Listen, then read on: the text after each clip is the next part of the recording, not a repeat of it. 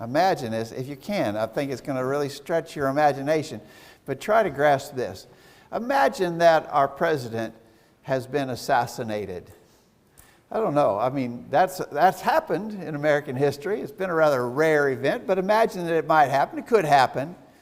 And so President Trump has been assassinated. And to fill his role, little Graham Smith is put into the president's office to sit behind the desk in the Oval Office. I just checking with Yancey. Graham is only 7, not quite 8, but in that time, age range is what we're talking about. The leader of the country has been killed, and an 8-year-old child is given the job that he just gave up. Can you imagine that? That just does seem like a stretch, doesn't it, to even consider that that might happen. As unlikely as that sounds, that's what happened to the man that we want to study in our lesson this evening. We want to learn some lessons from the rather well-known Bible character, King Josiah. And I believe that there are some lessons that would be really helpful to us, really an encouragement, and especially want our young people to listen and think about this young servant of God and the things that he was able to accomplish.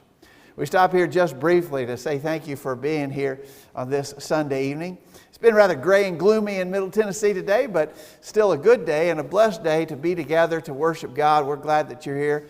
We appreciate the visitors who've come our way. Thank you, and come again when you can. As always, if there are questions, any concerns, anything maybe that you just don't understand, please ask, and we'll do our very best to answer. All right. So let's talk a little bit about the story of Josiah and give some of the background. Near the end of the history of Judah, remember Judah was, after the kingdom split, Judah was the southern kingdom. Israel, the northern kingdom, was carried away into captivity earlier by the Assyrians. Judah lingered a little longer, but near the end of that time for the nation of Judah and before their captivity, there were several wicked kings. One of those very wicked kings was King Manasseh. And in 2 Kings 21, you young people, I'm not going to put the scriptures on the screen tonight. Get your Bibles out and try to follow along with us in your Bibles. In 2 Kings 21, it says, Manasseh seduced the people to do more evil than did the nations whom the Lord destroyed before the children of Israel. Now think about that. In this land of Canaan, in the promised land, God had driven out the people who previously occupied that territory, and he had given it to the descendants of Abraham, the children of Israel. But they had become so corrupt and so evil that the estimation given here is that King Manasseh caused them to do evil worse than the people that they drove out of the land. And so Manasseh was a really bad king. The man who followed him was Ammon, and Ammon was also a very wicked king. Read in 2 Chronicles 33. 2 Chronicles 33, beginning verse 22, says, Ammon did that which was evil in the sight of the Lord, as did Manasseh his father. For Ammon sacrificed unto all the carved images which Manasseh his father had made, and served them, and humbled not himself before the Lord. But Ammon trespassed more and more, and his servants conspired against him and slew him in his own house. So, like his father before him, Ammon was a really bad character. But notice we read right there at the end that his own servants conspired and assassinated him. They killed him. The king was killed.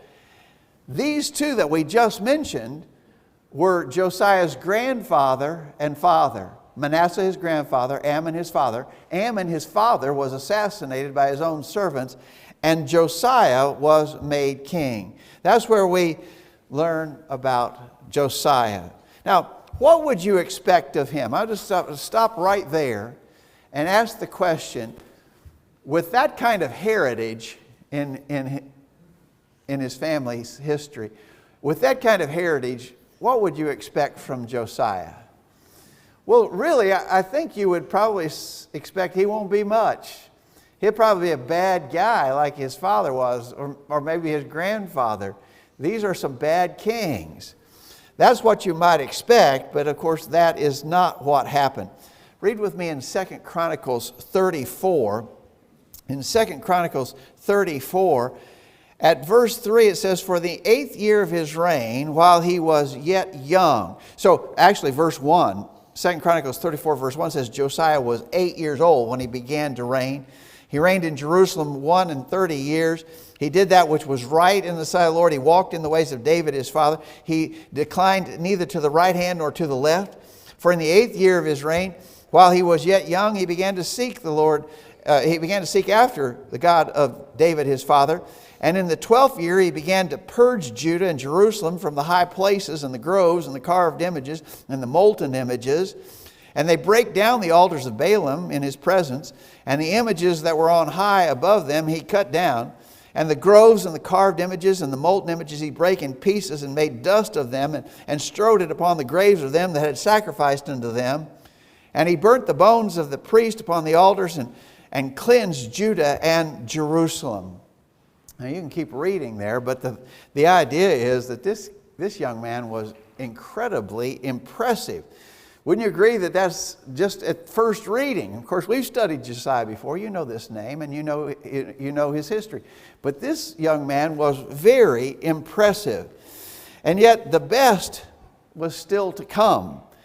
He ordered the temple to be restored.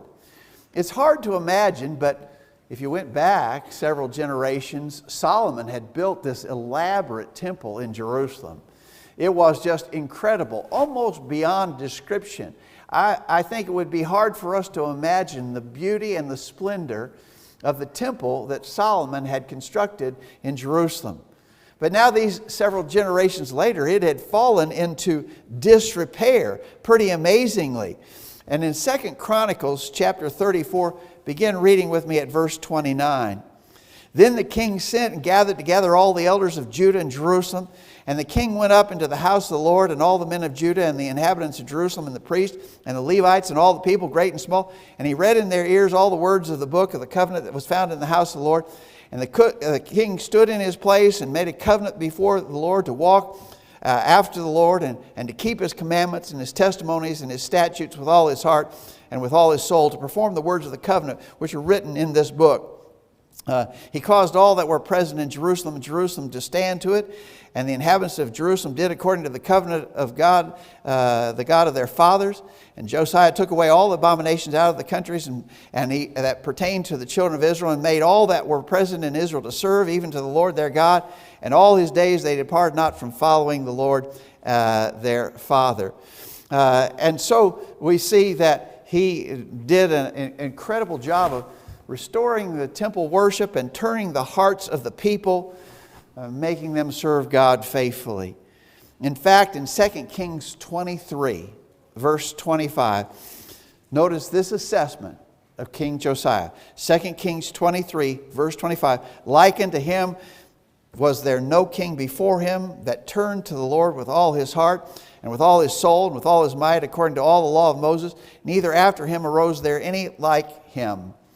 And so God's estimation of Josiah was he was one of a kind. He was special. He lived an amazing life. He was incredibly faithful to God. Josiah, a great king in Judah. Well, we want to just, based upon all that background that we just read, we just want to make a few simple observations, some impressive lessons that I think that we can learn from him. The first lesson that I would point out, and again, special emphasis to our young people, this was a young man. The point we would make to our young people is that young people can do great things in service to God. He was 8 when he was made king. By the time he was 16, his life's direction had become obvious to all. There in 2 Chronicles chapter 34, verse 3, in his 8th year, which would make him 16 years old, while he was yet young, he began to seek after the God of his father David. And so early on, he made his determination that he was going to be faithful to God. At 20, he began an assault upon all the idolatrous worship that existed throughout the country. And by 26, he had finished ridding the land of all the false religion and restoring the true religion of God in the temple in Jerusalem. By the time he was 26, he had done all of that. All right, so thinking about that, compare that to the attitude that young folks sometimes have. For instance, sometimes young folks have the opinion, there's really not anything that I can do. Well, Josiah certainly didn't think that way, did he? Or young people have the idea, when I am older, I will do this or that, or I'll try to get more involved. I'll get more active in serving my God when I am older. Josiah didn't do that. Some young people even have the foolish notion that misbehavior or ungodliness is really expected of young people, and that God overlooks that and they can straighten those things up when they get older. All of that is wrong thinking, right? Josiah says absolutely not. There's plenty you can do. You don't have to wait till you're older, and God expects you to be faithful to Him even in your youth. And so young people need to learn this very positive lesson from Josiah. There's great things you can do in service to God, and you need to devote yourself to that and imitate the example that he set. A second point that we could draw from the history of Josiah is that you can overcome a bad environment. If Josiah had been looking for excuses to justify maybe an evil lifestyle on his part, he had plenty of excuses that he could offer. He could point to his evil father and his evil grandfather and say, well, I am what I am, but I'm the product of my upbringing. Because that's what a lot of people do, right? It's sort of a common sociological ploy to blame everything from criminal behavior to immorality upon your upbringing, upon your environment. And in many instances, even experts will try to say that society and family and other early childhood influences are responsible for all kinds of things, even including criminal behavior. Something bad happens to you very early in your life, and it sets you on a course, and there's really nothing you can do about it. You are just simply the product of your upbringing. You're the product of your environment. Josiah is a testimony to the fact that this is flawed reasoning. This is absolutely not true. Josiah had a bad upbringing. Even the family influence, but you'd have to say also the spiritual influences on his life early on were bad, and yet he overcame them. Now, we agree, I think it'd be foolish that your environment, your upbringing is important and valuable. And for those of us, including me as old as I am, I can thank the Lord for the fact that I had parents who taught me the ways of God and instructed me in what was right. And for all of us, both young and old, who are in that category, who had faithful parents who taught us the ways of God, we should be really grateful for that. They gave us a leg up in regards to living life. But even if you are one who did not have that advantage, and sadly there are plenty of people who don't have the advantage that some of us had of having faithful parents, even if you didn't have that, Josiah says you can overcome your upbringing. You can overcome a bad environment. And it is certainly not an excuse for you to say, well, that's the way it is, and therefore not much is expected of me. You can overcome a bad upbringing. I think you definitely would have to say that the case of Josiah shows the principle of accountability. We talk about that a lot. It's a point we make very frequently, that all of us are individually accountable. I think really probably every character study that you might do from the Bible, and we like to do those kind of studies and go to the Old Testament and pick out a character and read about his life and the things that happened and draw lessons from that. Certainly we can do that with New Testament characters as well. So, in fact, sometimes we break that down, don't we? To Old Testament character studies, New Testament character studies. I really enjoy those kind of studies, and that's the sort of thing we're doing tonight. This is a character study. In almost any character study that you care to mention, you can make this point. There is the notion of individual accountability. Definitely in the case of Josiah, it is true. In 2 Kings 22,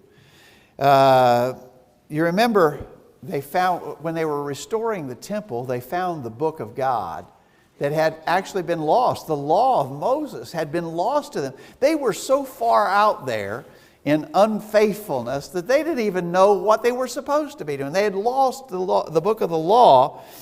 And in 2 Kings 22 verse 13, it says, Josiah says, "Go ye, inquire of the Lord for me and for the people and for all Judah concerning the words of this book that is found. For great is the wrath of the Lord that is kindled against us, because our fathers have not hearkened unto the words of this book to do according to all that is written there concerning us." We're going to make another comment about this in a minute. But Josiah and his generation, they weren't the ones who'd lost the book, right? That was done by prior generations. Prior generations had... And so that's their problem. That's not my problem, Josiah might have said. I didn't do that. I didn't let this thing get so far out of shape. My forefathers did that. But notice what he said there. In 2 Kings 22, verse 13, "Great is the wrath of the Lord that is kindled against us, because our fathers had not hearkened." In other words, he says, it may have been our fathers who let this thing fall out, but now it's our responsibility, and we are accountable. And we can't just say, well, that's our father's problem, it's not ours. And so there's a lesson here. Josiah understood it, and we should understand it too. Can't blame anybody else. Whatever's going on in your life, you're accountable. You're held responsible. You won't be able to point a finger at someone else and say, it's not my fault, it's his fault because of what he did. And we need to understand that. I think clearly Josiah understood this idea of individual accountability. Again, that's a lesson that's repeated so frequently throughout Scriptures, but it's certainly seen in this story. I want to tell you that I think we can see something in that statement we just read that concerning Josiah's respect for God's authority. So they found the book of the law. I don't know about you, but I've always thought that was just amazing that they could so forget God's law for them and the covenant that existed between them. They didn't even know. In fact, you get the idea in reading the biblical text that there was some surprise as they're just going through the temple that has fallen into disrepair and disuse. They seem to be surprised to find, what is this? And they find the book of the law. They're so shocked at it. Josiah is immediately concerned as soon as that is brought to his attention. Now, understand, it wasn't because he or the people were totally unreligious. What he was concerned about was that they hadn't been following the law explicitly. And so it wasn't that no religion was being practiced in Judah. It was, he understood clearly that we hadn't been doing the detailed observance of the law. We didn't even know what it was. We certainly weren't keeping it. I think it's interesting that he wanted confirmation. Look again there in 2 Kings 22 verse 13. "Go ye, inquire of the Lord for me and for the people and for all Judah concerning the words of this book that is found." So he says, I want to know, is this definitely the law of God? Go inquire and make sure this is definitely the law of God. And once it was, then he was committed. We're going to do it. We're going to do it exactly. We have found the authority. We have found the Word of God. We know what He wants us to do. Now, we got to do it. And we got to do it exactly.